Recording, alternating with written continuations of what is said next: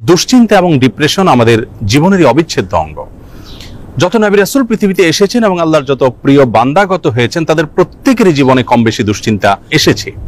তারা তাদের সেই কঠিন সময়গুলোতে আল্লাহ রাব্বুল আলামিনের কাছে সাহায্য প্রার্থনা এবং আশ্রয় প্রার্থনা করার মাধ্যমে নিজেদেরকে এতটাই নিরাপদে রেখেছেন, এতটাই ভালো রেখেছেন, এতটাই স্বাভাবিক রেখেছেন যে কোনো বিপদ, কোনো মুসিবত, কোনো পেরেশানি, কোনো ডিপ্রেশন তাদেরকে ভেঙে ফেলতে পারেনি। বরং বিপদেও তারা হেসেছেন এবং স্থির থেকেছেন মানসিকভাবে। আজ আমরা সেরকম কয়েকটি আমলের কথা বলবো, যে আমলগুলোর মাধ্যমে আমাদের বিপদ আপদ এবং মুসিবত আল্লাহ রাব্বুল আলামিন দূর করবেন, লাঘব করবেন এবং বিপদ আপদেও আমাদেরকে আল্লাহ রাব্বুল আলামিন মানসিকভাবে প্রশান্ত এবং স্থির রাখবেন। আর সেই আমলগুলোর মধ্যে থেকে সর্বপ্রথম এবং প্রধান যে আমলটির কথা বলবো তা হলো যিকরুল্লাহ বা আল্লাহর জিকির। আল্লাহর জিকির এর চাইতে কার্যকর কোনো ঔষধ আর নেই ডিপ্রেশন দূর করবার জন্য। কোরআনে কারীমে আল্লাহ তাআলা বলেছেন, আলা বিযিকরিল্লাহি তাতমাইন্নুল কুলুব। আল্লাহ তাআলার জিকির এর মাধ্যমে মানুষের অন্তরসমূহ প্রশান্ত হয়ে থাকে। অতএব আল্লাহ তাআলার স্মরণ অন্তরে রাখা, মুখে আল্লাহ তাআলার কথা বলা, আল্লাহর সঙ্গে একান্তে কথা বলা, এর মাধ্যমে ডিপ্রেশন দূর করা যায় সবচেয়ে সহজে। আল্লাহর জিকির বা যিকরুল্লাহর একটা বিশেষ পদ্ধতি হলো কোরআনে কারীমের তিলাওয়াত। কোরআনে কারীমের তিলাওয়াত যদি আপনি করেন অর্থ সহকারে বুঝে, দেখবেন মানসিকভাবে আল্লাহ রাব্বুল আলামিন অলৌকিকভাবে, বিস্ময়করভাবে আপনার মধ্যে প্রশান্তি সৃষ্টি করে দিবেন। যিকরুল্লাহ বা আল্লাহর জিকিরের আরেকটি বিশেষ পদ্ধতি হলো সকাল এবং সন্ধ্যায় প্রিয় নবী সাল্লাল্লাহু আলাইহি সাল্লাম অনেকগুলো জিকির এবং দোয়া আল্লাহর কাছে নিবেদন করতেন। সেগুলো যদি আমরা নিয়মিত করতে পারি তাহলে সেক্ষেত্রে যিকরুল্লাহ এর মাধ্যমে দুশ্চিন্তা এবং ডিপ্রেশন থেকে বাঁচার উপায় আমরা খুঁজে পাবো ইনশাআল্লাহ বিইذনিল্লাহ। দ্বিতীয় যে আমলটির মাধ্যমে দুশ্চিন্তা এবং পেরেশানি থেকে আমরা মুক্তি লাভ করতে পারি তা হলো প্রিয় নবী সাল্লাল্লাহু আলাইহি সাল্লামের সারা জীবনের একটি গুরুত্বপূর্ণ আমল এবং স্পেশাল জিকির, যে জিকির তিনি আল্লাহ তাআলার কাছে নিবেদন করতেন তার কঠিন সময়, যখন দেয়ালে পিঠ থেকে যেত ঠিক সেই সময়।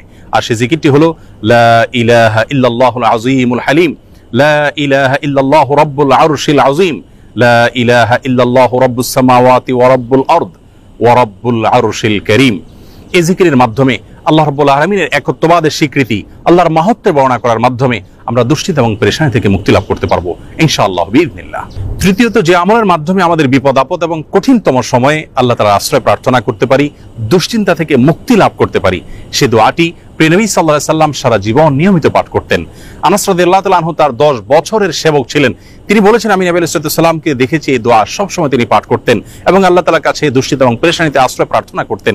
আর সে দোয়াটি হলো আল্লাহুম্মা ইন্নী আউযু বিকা মিনাল হাম্মি ওয়াল হাযান ওয়াল আজজি ওয়াল কাসাল ওয়াল বুখলি ওয়াল জুবন ওয়া দালা'আদ দাইনি ওয়া গালাবাতির রিজাল।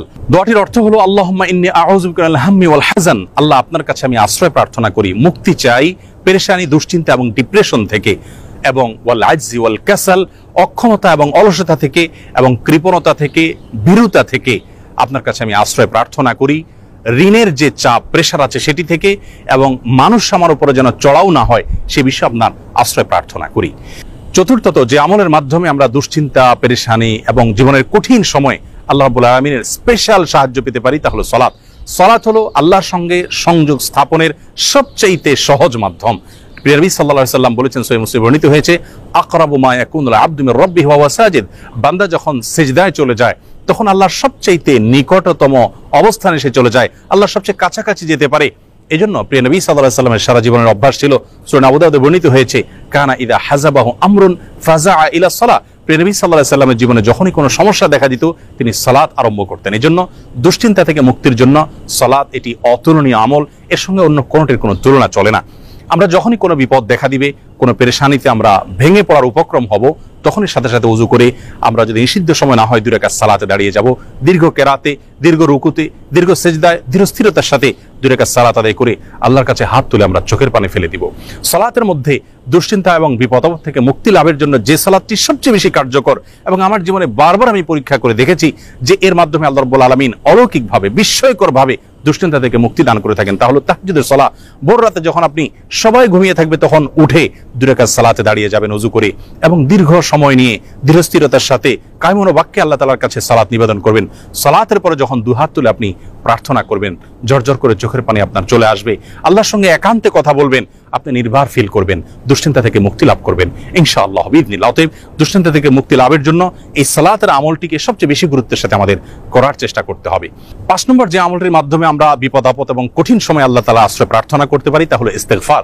ইস্তেগফার এমন একটি বিষয় যে কোনো বর্ণনায় বর্ণিত হয়েছে, নবী আলাইহিস সালাম বলেছেন, মান লাজিমাল ইস্তেগফার, যে ব্যক্তি ইস্তেগফারকে নিজের জন্য অবধারিত করে নেয়, অপরিহার্য করে নেয়, নিয়মিত ইস্তেগফার করতেই থাকে, আল্লাহ রাব্বুল আলামিন তার সমস্ত পেরেশানি থেকে মুক্তির পথ তার জন্য সহজ করে দেন এবং বের করে দেন। এবং কোরআন কারীমে আল্লাহ তাআলা বলেছেন, ওয়া মা কানা আল্লাহু মুআযযিবাহুম ওয়া হুম ইস্তাগফিরুন, যেই মানুষেরা ইস্তেগফারের মধ্যে রত থাকে আল্লাহর আযাব তাদের প্রতি আসে না। এজন্য দুশ্চিন্তা, বিপদ আপদ, পেরেশানি, টেনশন, যে কোনো কঠিন সময়ে আমরা বেশি থেকে বেশি ইস্তেগফার করব। এটিও আমার ব্যক্তিগত জীবনে বারবার আমি আমল করে দেখেছি যে কঠিনতম সময়ে আল্লাহ তাআলা অলৌকিকভাবে সাহায্য করেন। 6 নম্বর আমল হলো নবী করিম সাল্লাল্লাহু আলাইহি ওয়াসাল্লামের প্রতি দুরূদ প্রেরণ করা। দুরূদের আমলটির মাধ্যমে আল্লাহ রাব্বুল আলামিন মানুষের অন্তরকে প্রশান্ত করে থাকেন, স্থির করে থাকেন, অন্তরের পেরেশানি দূর করে থাকেন, বিপদ আপদ এবং মুসিবত থেকে আল্লাহ তাআলা মুক্তি দান করে থাকেন। 7 নম্বর এবং সর্বশেষ যে আমলটির কথা বলবো তা হলো সাদাকা, দান সাদকা। সাধ্য অনুযায়ী আমরা যতটুকু করব এর মাধ্যমে আল্লাহ তাআলা আমাদেরকে বিপদ আপদ এবং কঠিন সময়ে সাহায্য করবেন, মুক্তি নসিব করবেন। সর্বশেষ যে কথাটি বলতে চাই প্রিয় দর্শক, বিপদ আপদ এবং মুসিবত আল্লাহ তাআলা কখনো কখনো বান্দাকে দিয়ে থাকেন বান্দার কল্যাণে, যার বিনিময়ে আল্লাহ রাব্বুল আলামিন জান্নাত দিবেন। দুনিয়াতে যদি সারা জীবন আমরা কষ্ট করি, বিপদে থাকি, মুসিবতে থাকি, আর এর বিপরীতে যদি চিরকালের জন্য, অনন্ত অসীম কালের জন্য জান্নাত আমার হয়ে যায়, তাহলে এটা কিন্তু আমার লাভজনক বিনিয়োগ হলো। এটি আমার জন্য কোনো লস বা ক্ষতিকর কোনো কিছু নয়। এজন্য দুশ্চিন্তা বা পেরেশানি যদি কোনো কারণে দূর না হয়, নিশ্চিতভাবে একজন ঈমানদার মনে রাখবেন যে তার মাধ্যমে আল্লাহ রাব্বুল আলামিন তাকে মহা কল্যাণের পথে নিয়ে যাচ্ছেন। আল্লাহ রাব্বুল আলামিন কঠিন সময়গুলোতে আম্বিয়া আলাইহিস সালাতু ওয়াস সালামের মতো সবরে জামিল বা উত্তমভাবে সবর তথা ধৈর্য ধারণ করার তৌফিক নসিব করুন। সকল বিপদ আপদ, সকল দুশ্চিন্তা এবং পেরেশানি থেকে আমাদের সকলকে মুক্তি নসিব করুন। আসসালামু আলাইকুম ওয়া রাহমাতুল্লাহি ওয়া বারাকাতুহু।